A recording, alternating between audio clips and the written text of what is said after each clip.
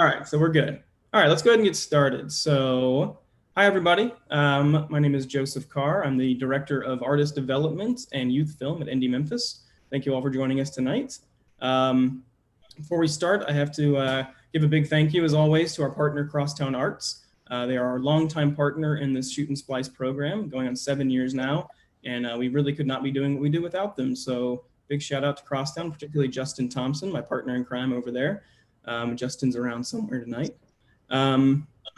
So as I'm sure a lot of you know, normally we host these live on the first Tuesday of every month at the Crosstown Theater.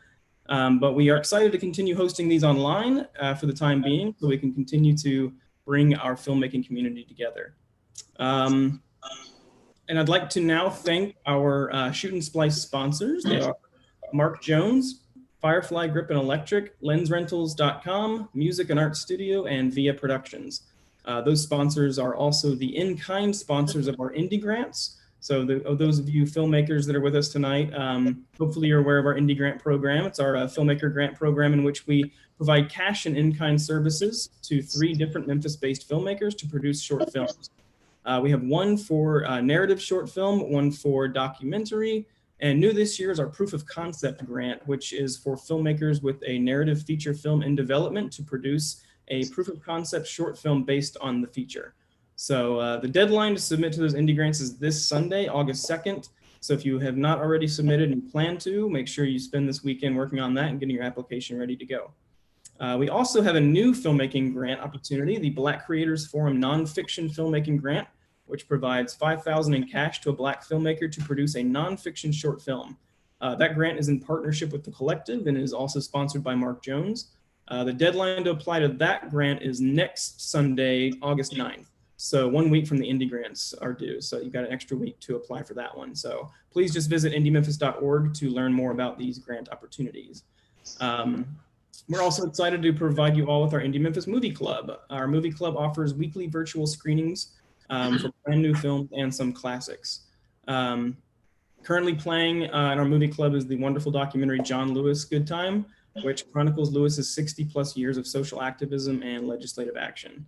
Also available now is Bloody Nose, Empty Pockets, which is a kind of a docu-narrative hybrid about disparate lives adrift in a failed society.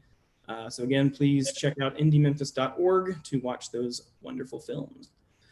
Okay, so how this evening will work is in just a minute, I'm going to bring on our moderator for the evening, Jasmine Miller, and she's going to have a conversation with our guest, Phil Darius Wallace, who some of you just saw a few minutes ago, themed around his acting career and transitioning into more producing these days. So we're going to kind of run the gamut on a lot of different areas of filmmaking and stage work as well. So, and just to explain how the audience Q&A portion will work, once the conversation is kind of getting closer to an end, if you would like to join the conversation, you can raise your hand. There is a raise hand button you can select, and that will alert me that you are raising your hand and you would like to join the conversation. So I'll add you as a panelist at some point, and then you can come on and you can ask your question directly. You can unmute yourself. You can add video if you'd like. We encourage that. We think it's a lot more fun when people are actually actively asking the direct questions.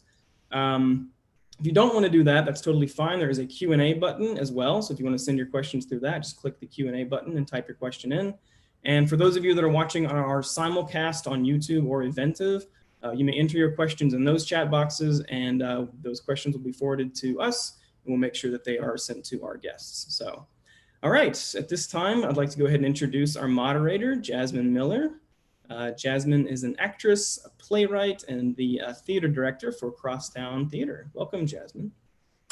It's good to be here. Thank you so much for that, Joey. I welcome everybody. Again, very glad to be here virtually. I know we're all in our homes or wherever we are, but on behalf of Crosstown Arts, thank you so much, everyone, for coming. I believe we've got a reel to spin. I would love to show Darius's acting reel before we get going, if that's okay with everyone. So hold on to your hats here.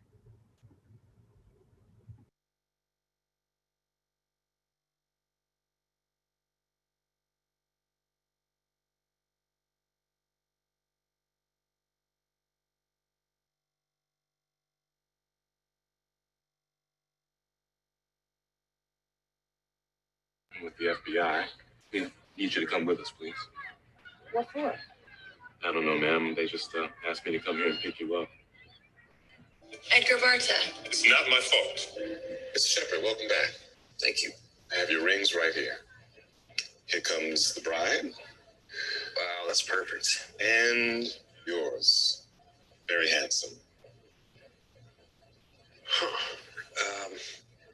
A wedding band does reflect its owner. And I do recall you're a musician. Can we maybe go with something a tad more traditional? Not a problem.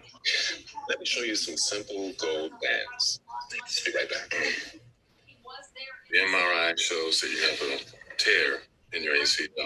Now, I don't think you have to have surgery, but you're going to have to undergo some intensive physical therapy once the swelling goes down.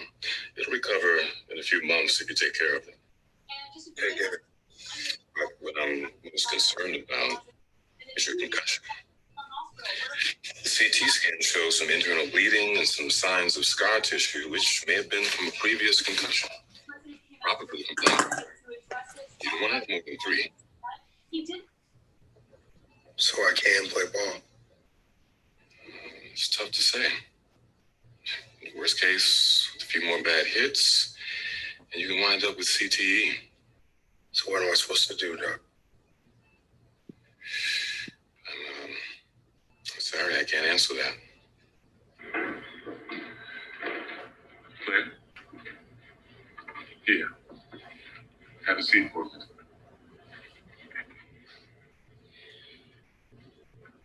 You like jokes? What's black and white and red all over? Newspaper. You heard this joke before? You go. What's black and white and red all over? And it's not newspaper.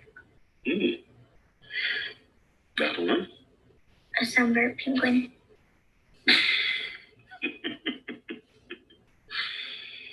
Good one. Claire, come here. Everything's gonna be okay. Why don't you go back up to the room?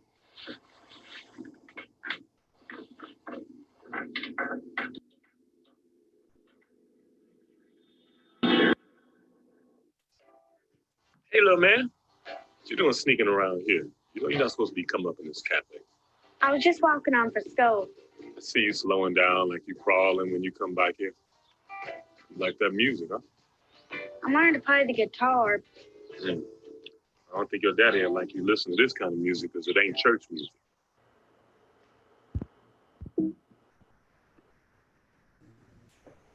Okay. Outstanding. Hi, Darius. Hey, how are you? Doing? Good. Yeah. Well, I know you and those around you enough to know that several of your fans, of your family, many people who know and love you and know your work are probably here, and they know that if I were to really read the real bio, like the real, we'd be reading all night, and we ain't got that kind of time. So, but if I may, I'd love to introduce a little something. As many of you probably know, Darius is an accomplished actor on both stage and screen. He's a speaking coach, as well as an independent film producer. And some of his movie and TV credits include Nothing But the Truth, Brian Banks, The World We Make, Bluff City Law, list goes on and on. He's also directed his own movie, 100 Lives, which is available on Amazon. Yours truly is in that movie. I got like seconds of fame, but that was a lot of fun to make. And Darius's production work, most recently, includes working with Sycamore Pictures as an independent producer. So welcome, Darius, and welcome everyone. Thanks so much for being here. Absolutely. Yes. Yeah. And so just for background's sake, everyone, I met Darius, I'm going to show my age here, 12 years ago. trying to just work my way through the theater world, acting world, living in Memphis and creating my own work. And I was advised, if you want to work, if you want to eat in Memphis and you want to do theater, you need to create your own work. And I thought, okay, well, how do I do that? And I was told, write a one-person show and tour it. Hire an agent, hire a manager, and tour that thing. And so that's essentially what I tried to do. And I would not be in theater today had I not met Darius, because when the pedal hits the metal, the best thing to do is to find someone who's doing that thing and follow them. And that's what I did. Darius let me sit on rehearsals. He let me direct him in something. I mean, I know what I was doing. I'm like, left. You did well. Just like throwing directions out there. But he gave me a chance, and was a mentor, was a friend, as well as his wife Anne, and I'm just grateful to both of you and till this day for that opportunity. So if you wouldn't mind, if you could touch some on your background in acting and theater, and just take us into where that met the film world for you, the genesis into film for you, acting for film. Sure. Well, I want to open up. We're not who we are today without those who have come before us, and we put to rest a giant in the civil rights movement, John Lewis, who's resting in love and power, and who was an ancestor. Yeah. So I want to remember John Lewis because it was people like John Lewis and so many others who stood up for me, for us, for our rights, that has created an opportunity for us to be who we are today. Yeah. And we also must continue to take a stand and have the courage to fight for what's right so that future generations can also continue doing what they love to do. Yeah. So we have to keep opening up those doors. So I want to remember John Lewis, and for those of you who are out there, that if the spirit hits you, if you can just give John Lewis an ashe.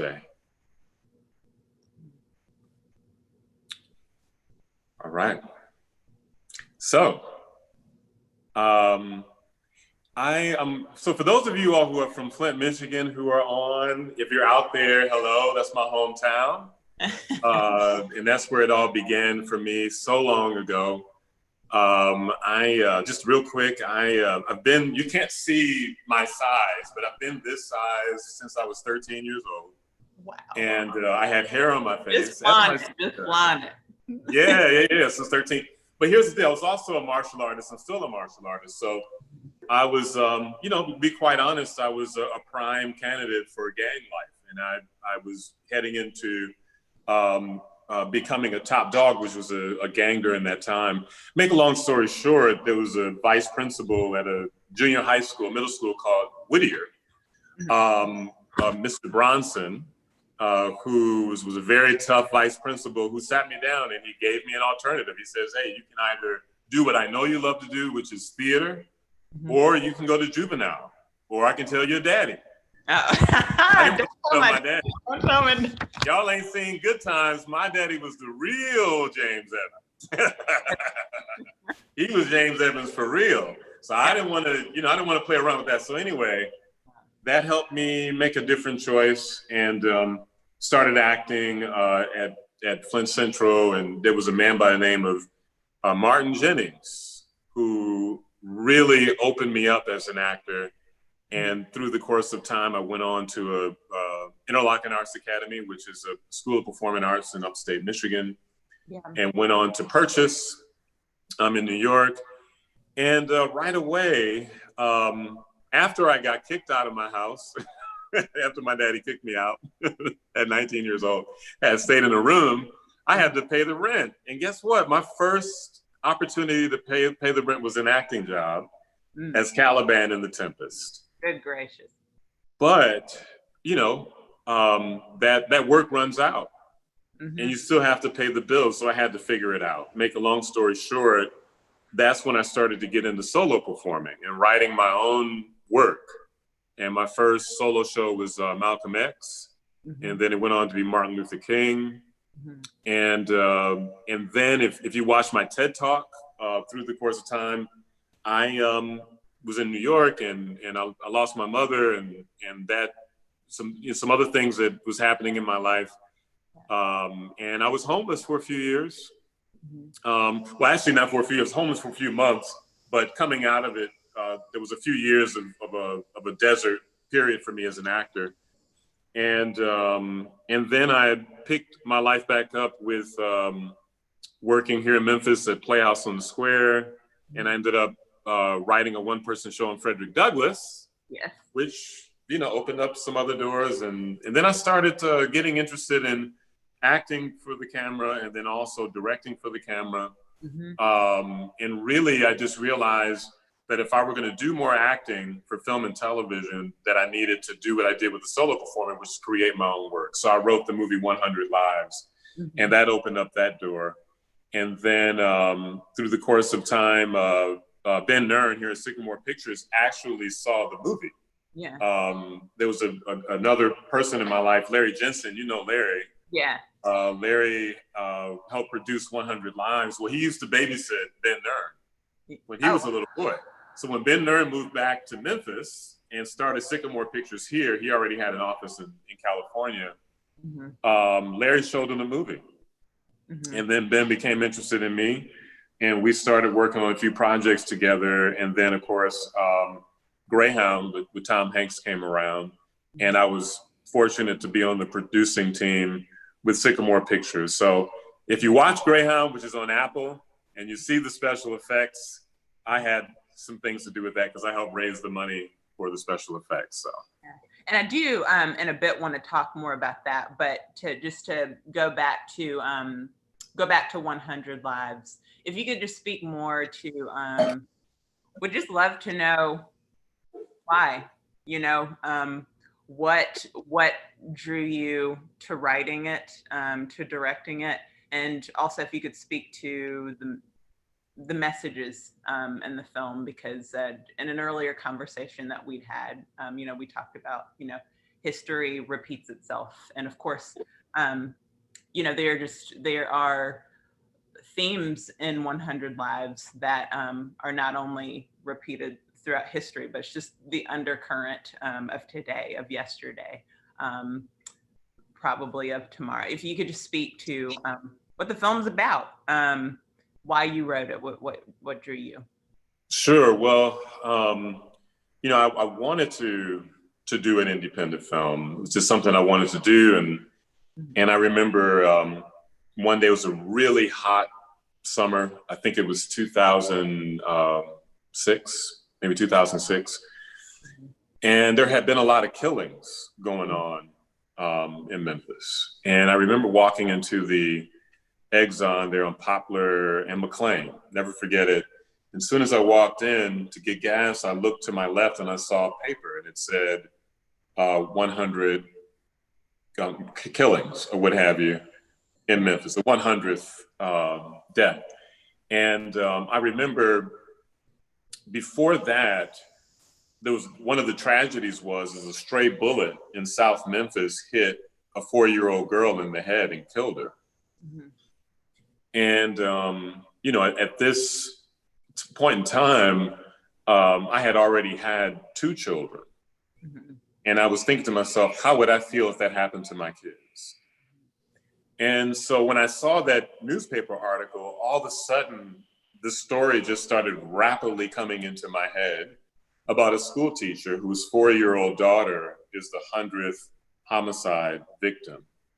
And being that, having experienced that, then what does this father do about it?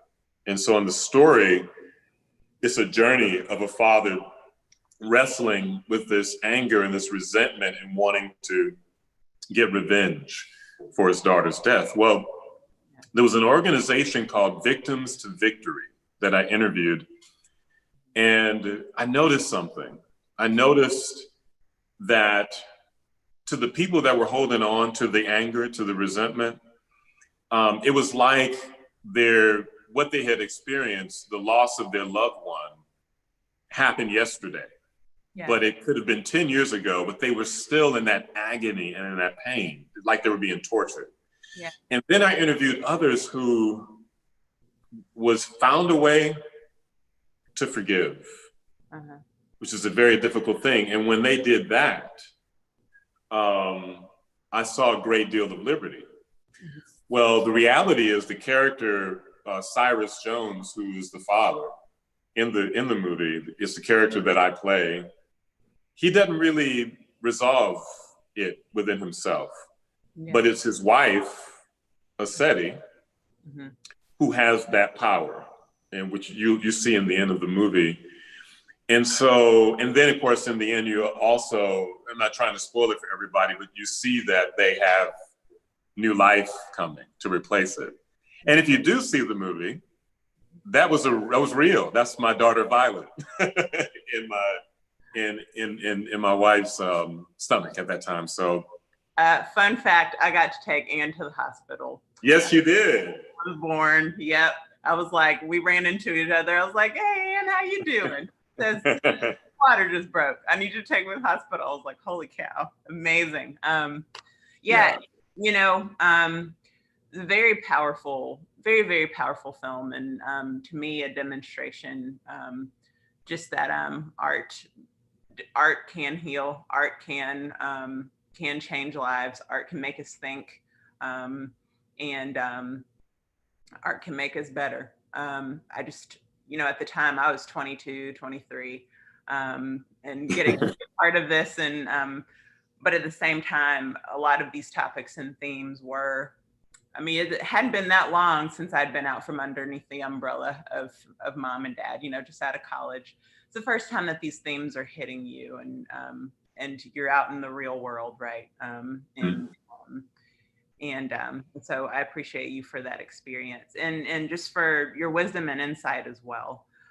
Which, speaking of, you know, this is just a time, these times right now, we can't, you know, have that discussion and not talk about where we are right now, the climate of COVID, which in a bit here, I do want to talk about how COVID has impacted the industry to you and for you, wherever you want to take that.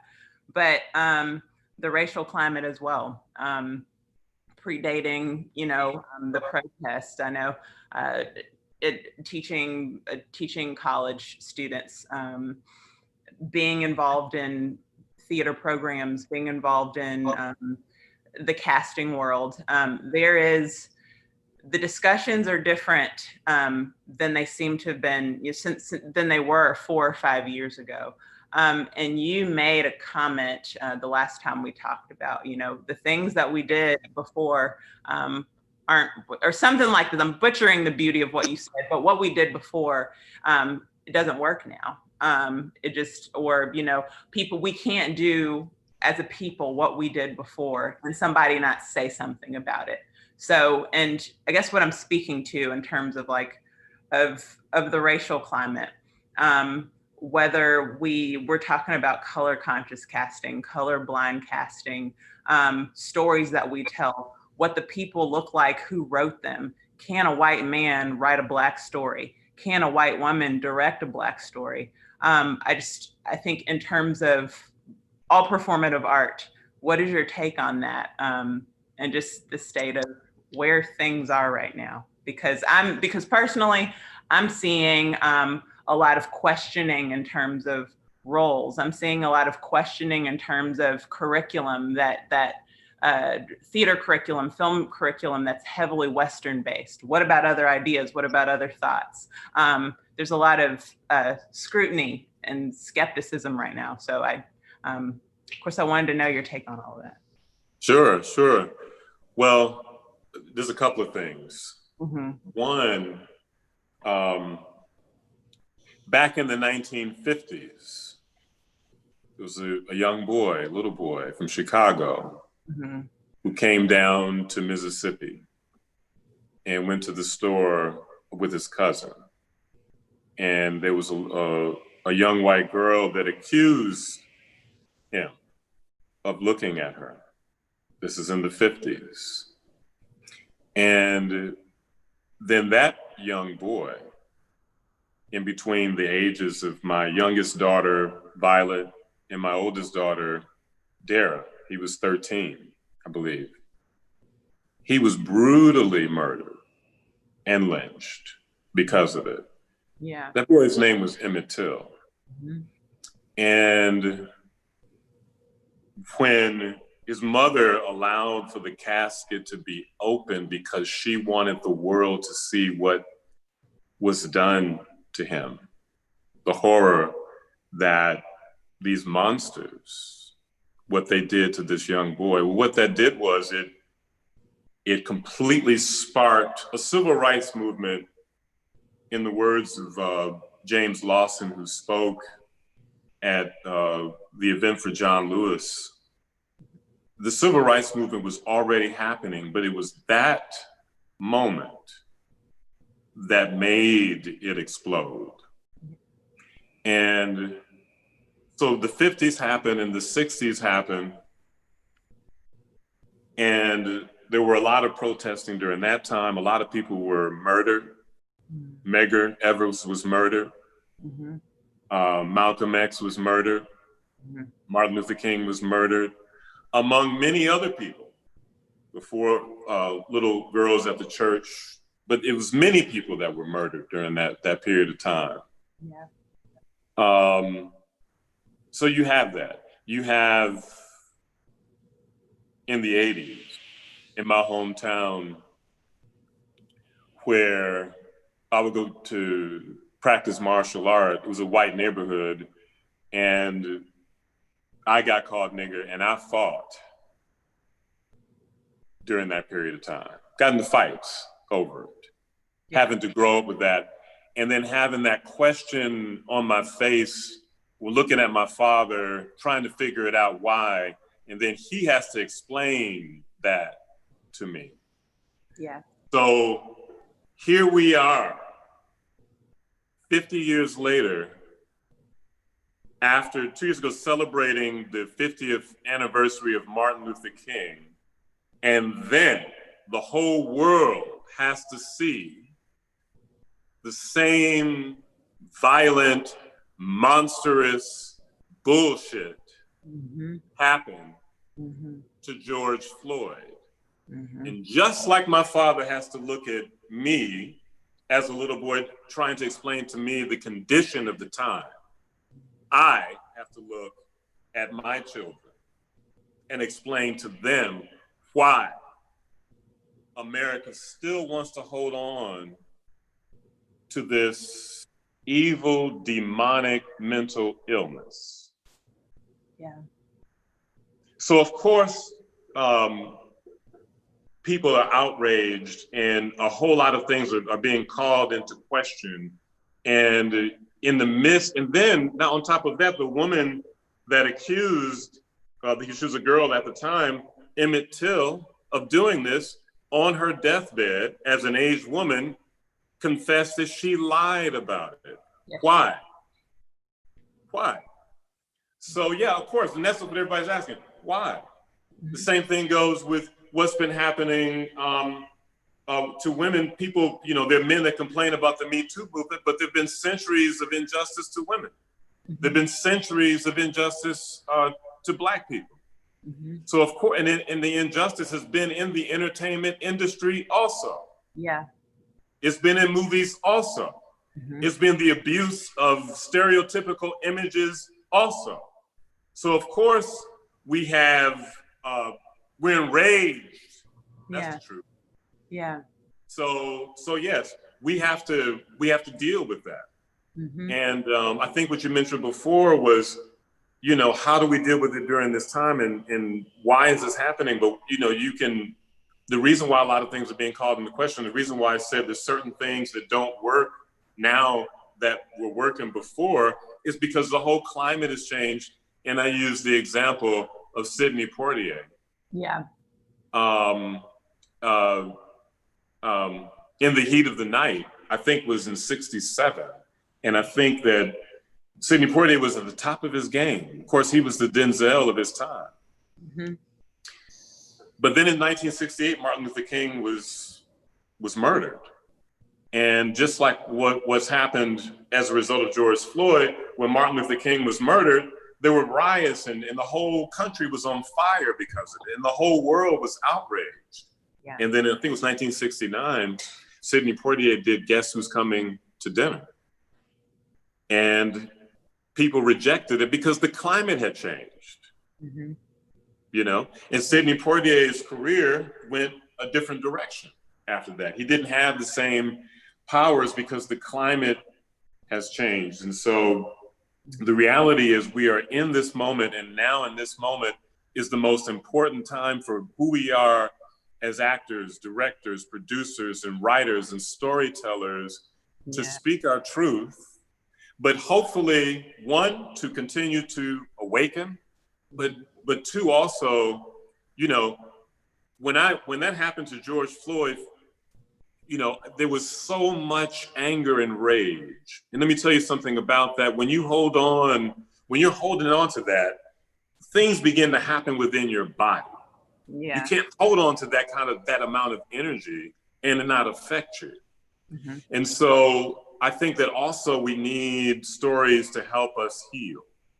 Because the one thing that racism wants to do, the one thing that hatred wants to do, the one thing that the whole false idea of white supremacy wants to do is rob us of our inspiration and rob us of our joy.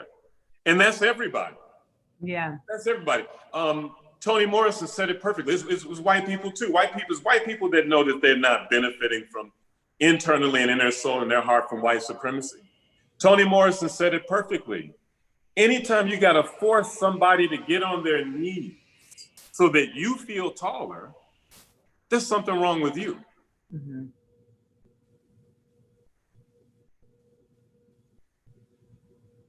That's it. I thought that might be it, but holding on to the moment. The theater world needs to hear that. The film industry needs to hear that. Entertainment needs to hear that. We need to hear that. Because it's truth. That's right. That's right. It's the truth. And I've just talked to so many people that feel, and you know, sometimes when change happens, it's scary, right? It's not what I knew before. It's unfamiliar. It's uncharted territory. But it's what's happening. And in light of what's happened and moving forward, these conversations are essential, and change is essential. And again, just wow. I don't know how to continue the discussion after that. We need to, Lord. Well, we can continue the discussion with this. We can continue the discussion with the correction. It's not from acting to producing. I'm still acting. Right. Yeah. I ain't giving, so some of you young filmmakers that are out there, remember me, I'm still an actor. Right. Primarily an actor. The producing part is new. As a matter of fact, you know, I want to encourage all the directors, filmmakers, and writers and actors that are out there to be producers, to create your own destiny, manifest your own destiny. Could you speak to that, being a producer? Because as of 3 weeks ago, I had no idea that you'd emerged into this world. And just talk a little bit about your work with Sycamore Pictures and Greyhound. Well, sure. Well, with the producing part, in the independent filmmaker, since I did 100 Lives, which was, you know, about a decade ago, you know, the thing that you keep hearing in the independent world here in Memphis is, you know, you got all these great direct DPs, writers, and people that have all this passion to do shorts, and but nobody knows how to get movies funded. At least that's the conversation. You know, where do we get the funding from? How do we really build the indie Memphis scene so that some of these great and talented writers and directors and actors can make a living? And so I just, you know, and then I wanted to do the same thing. And so it just put me on a mission to figure that out. And so fortunately, when, you know, I met Ben about maybe 7 or 8 years ago, maybe. It was one of the things that I valued the most about our relationship is to learn what he does. You know, he was the one, you know, if you all, the thing that really was his claim to fame, Ben Nern and Sycamore Pictures, is the movie Black Swan. Yeah. And one of the things that Ben did to get the movie done is and this had never been done before, he sold the rights of the movie to Asia, I believe, to China, I believe. And then he used that money to fund the movie. So he sold the rights before the movie had ever been shot. And so that had never been done before. And so he's kind of a wizard, has been a wizard, to be able to get a lot of pretty huge projects done. And so I wanted to learn about that. And I was able to sit and to learn. And we've been working for years on a project that we actually have been having a hard time getting off the ground on the sanitation strike of 1968. But we're still working on that.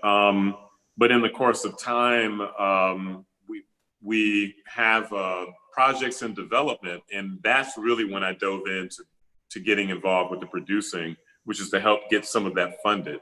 Well, in the midst of all of that, Greyhound came about, a script that Tom Hanks wrote, and it's a good movie. Check it out; it's on Apple. And the opportunity came up that the movie needed more money, and it needed more money for the special effects. And so when I heard that, I was like, I want a shot. I want a shot at it. Yeah. And Ben gave me the shot, and I was able to get that done. And so now I'm working on another indie, well, we're writing it now, called Icy, that I'm really excited about. And then there's another Sycamore picture that we're working on. It's in development. It's a phenomenal story about a former drug lord who's doing some phenomenal things in Memphis. He served prison time, came out, doing some amazing things with young people. Don't want to mention his name or the organization just yet, but it's a really, really inspirational story. So we're working on that. So, you know, I got involved because I really wanted to remove the question mark from how do you get a movie funded. In particular now, independent movies, because I like to see more independent movies done and independent movies come from out of Memphis. Yeah, rad. I just, could we go back to Icy? You talked a bit about that the last time we talked, and maybe expand a bit more on what you're working on now. It sounds like COVID's impacted a lot of us in different ways. It sounds like it's probably set fire in a good way to your career because you're so busy. You've got so much going on. What are you working on right now? Oh, wow. Like I said yesterday, it's so much stuff. I can't remember. Yeah. I can't remember it all. It's a lot of stuff. It's like, because, you know, let me just say this. As an actor, you know, 3 months, 4 months out, you don't know what's going on. You don't know what's going to happen. Yeah. And so I have had a habit of gathering like all these different projects. I got to keep the ball rolling because I got three.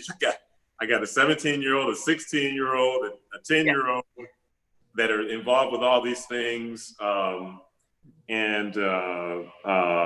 know, Anne also is an actress, and she's a great mother, and she has, you know, so I'm always trying to support my family.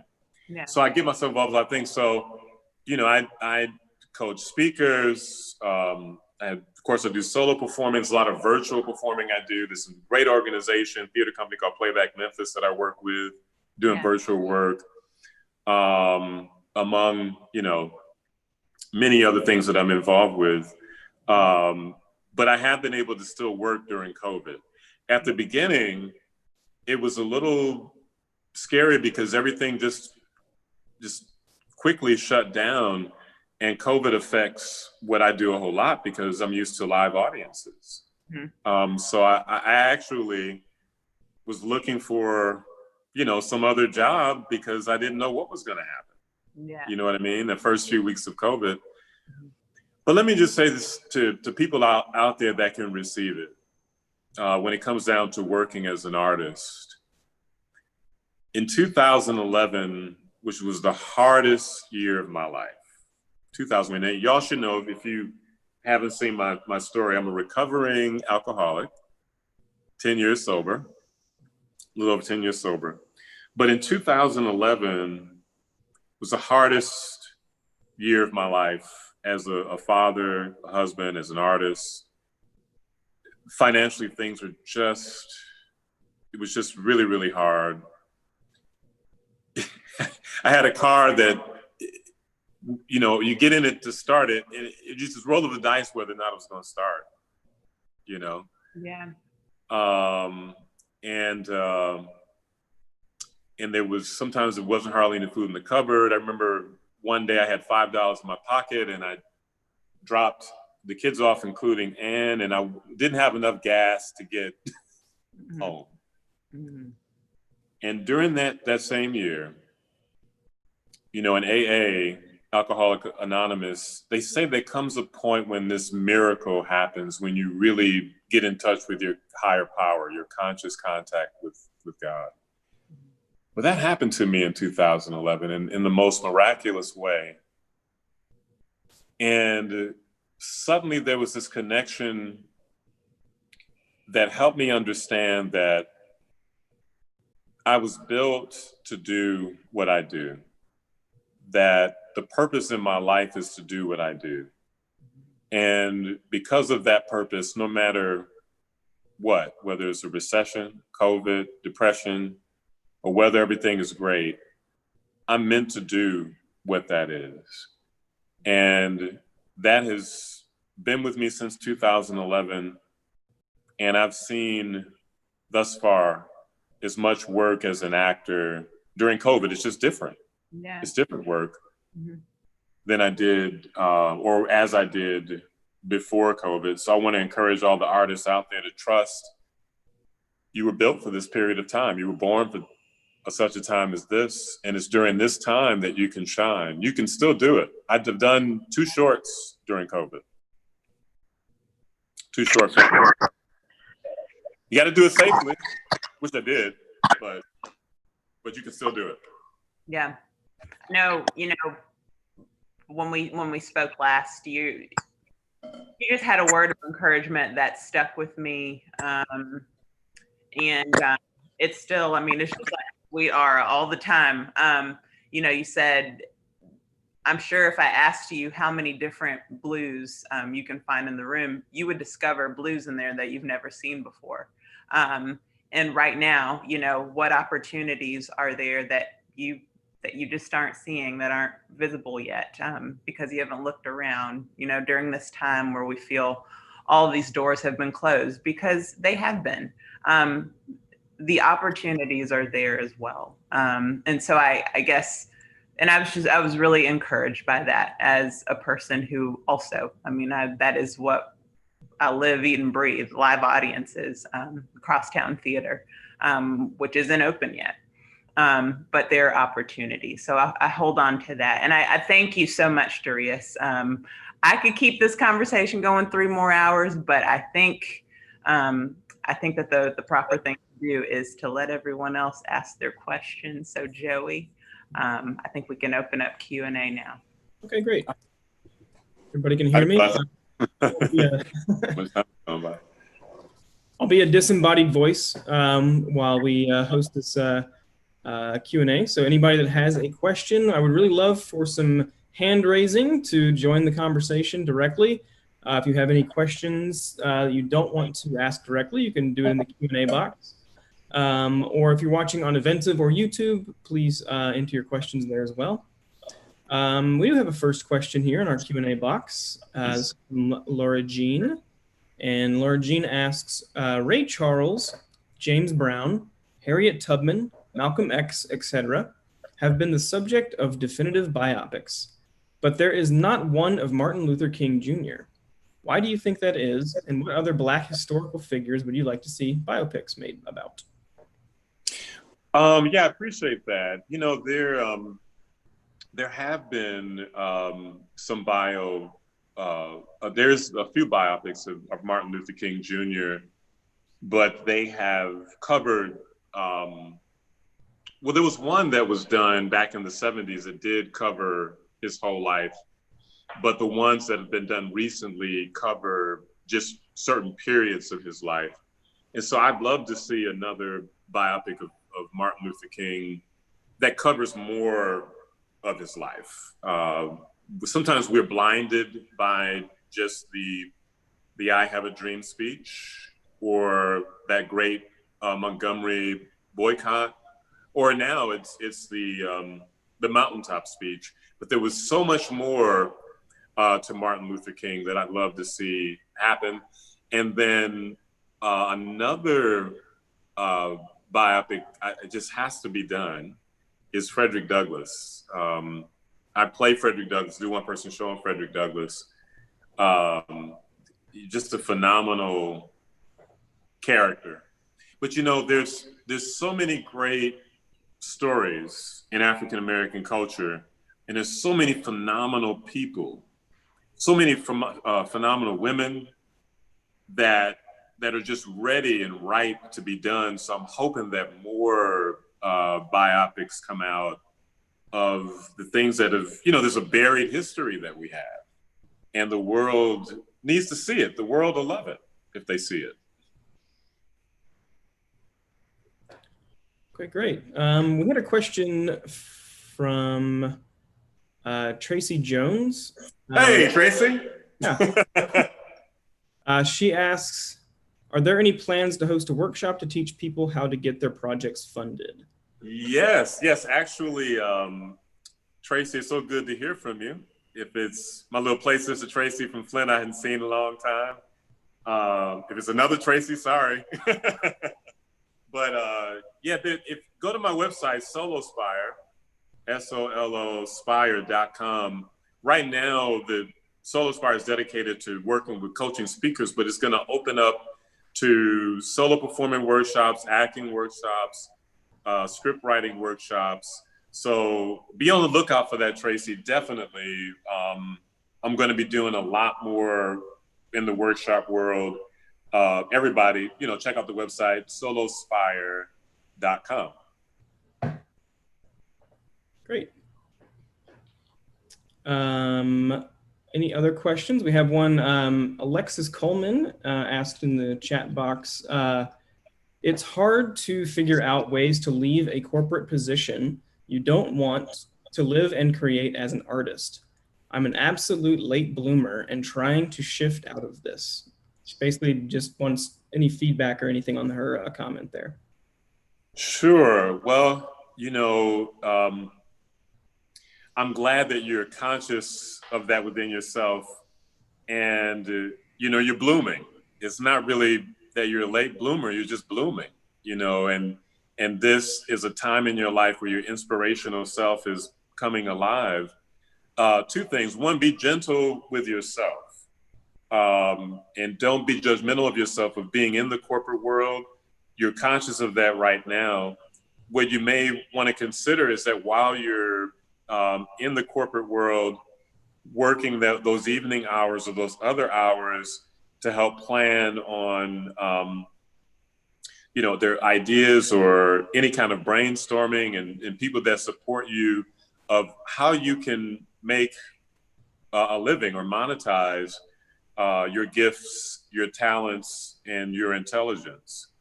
I know that it's not easy, but I really do firmly believe that, you know, we were born to do a specific thing, and it wouldn't be within us if we weren't born to do it.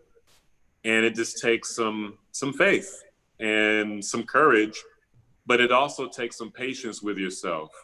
You know, society puts it on us that at a certain age, you know, you're at this stage and that's it. But society does that. That has nothing to do with you. You are an eternal creature, an eternal being.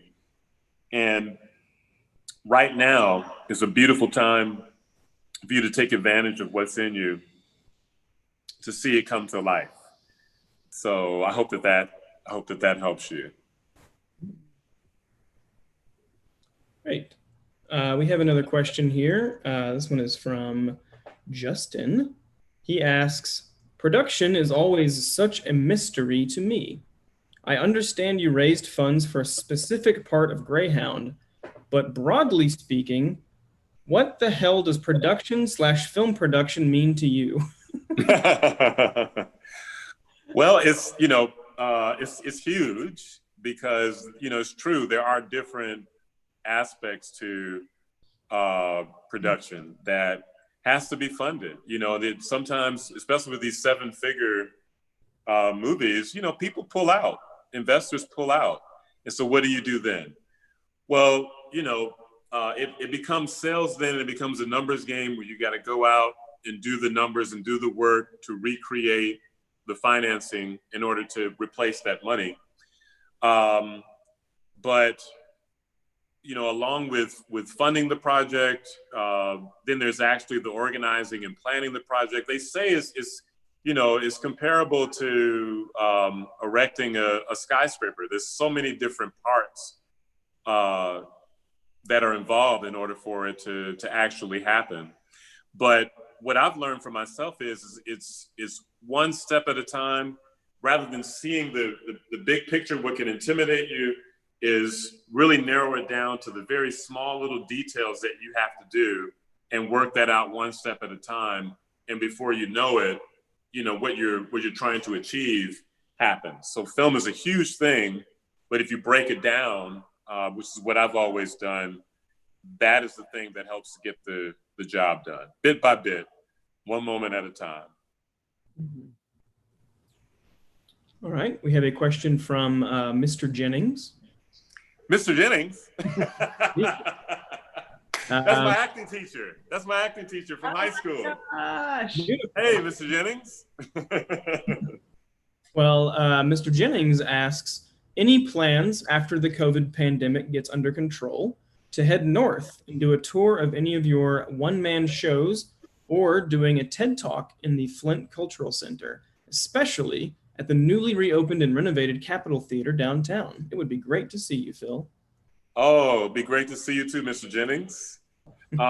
Yes, absolutely. Absolutely. When COVID is finished, as a matter of fact, there's going to be an all-out assault on all the theaters all over the country.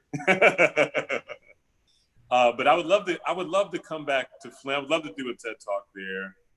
And Mr. Jennings, I really appreciate you being on, and I miss you. I love you. And I appreciate everything you've sown into me. The inspiration you've sown into me, I'm hoping I'm sowing into some of the other artists that are on the call. But to answer your question, yes. Yes, indeed. Yes, indeed. All right. Does anyone else have questions? I'm sure we've got a few more people that are maybe a little shy, maybe don't want to ask a question, but I'm sure they have some. I have a question. Darius. Well, we have someone joining us. Is there a panelist that was added? Another Darius has a question? Oh, yes, the other Darius Wallace. I have no idea. Okay, well, if you have a question, second Darius, feel free to ask. I have a question though. Do you, as a stage actor, film actor, and you're doing some producing now, is there anything that like stands out to you as something you're enjoying more than anything else? I mean, I know most of your background is on stage, but do you prefer stage over everything else, or is it just kind of like different sides of your brain? Or can you talk a little bit about that? Yes, a very good question. There used to be a time, in all honesty, where I would say film or what have you. Mm-hmm. But it's really it's two different types, two different kinds of acting. And so they both serve their own special thing in my world. So I really love both. I've loved both film and television and theater. So with theater, what's beautiful about that is that it's live. And you get feedback from the audience right then and there. what's beautiful about film is it's poetic.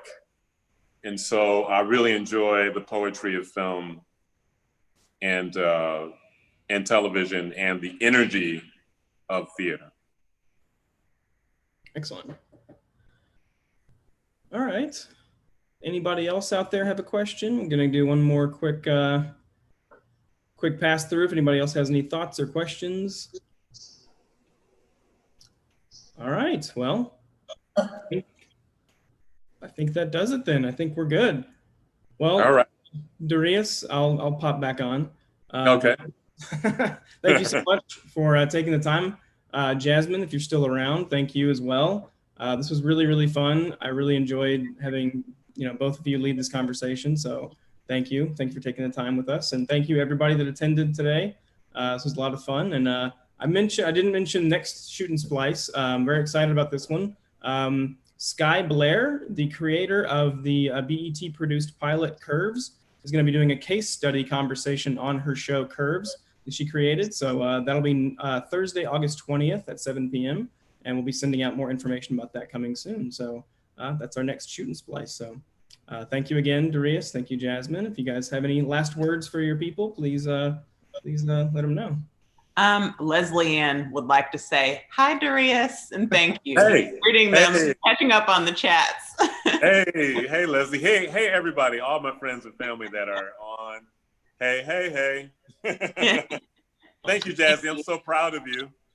Thank you. I'm very proud of you. Very proud of you. It means Yeah. the world. Humble pie. Thank you. This was a joy. Thank you, guys.